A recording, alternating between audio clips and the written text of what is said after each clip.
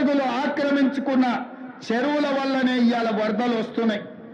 అందుకే హైడ్రాను ప్రారంభించడం.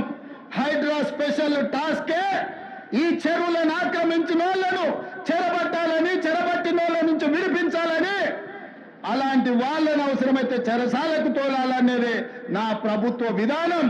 అందులో ఎంత గొప్ప వ్యక్తులున్నా, ఎంత మహామహులున్నా వాళ్ళు చెరువులను వదలక తప్పదు. అందుకే ఈ వేదిక మీద నుంచి గొప్ప వ్యక్తులకు నేను విజ్ఞప్తి చేస్తున్నా, అయ్యా ఆక్రమించుకున్న చెరువులను మీరే వదలండి, గౌరవంగా పక్కకు తప్పుకోండి, నీటిపారుదల శాఖకు అప్పగించండి, మీకేం కావాలనో పోయి దూరంగా కట్టుకోండి. లేకపోతే ఉన్న పలంగా నేల మట్టం కూలుతాయి, కూలగొట్టే బాధ్యత నేను తీసుకుంటా. ఇవాళ ఎఫ్టీఎల్లో కానీ, బఫర్ జోన్లో కానీ, నాలాలలో అక్రమంగా నిర్మాణాలు ఏవైతే ఉన్నాయో వాటన్నిటినీ నిరభ్యంతరంగా మేము తొలగిస్తాం.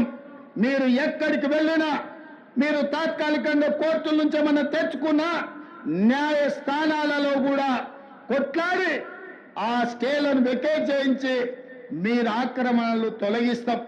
ఇదే కాదు, ఇవాళ మూసి ఒకప్పుడు అనంతగిరి నుంచి వచ్చే కృష్ణానది జలాలకు ఒక ఆలవాలం, కానీ ఇవాళ కాలుష్యం అయిపోయింది.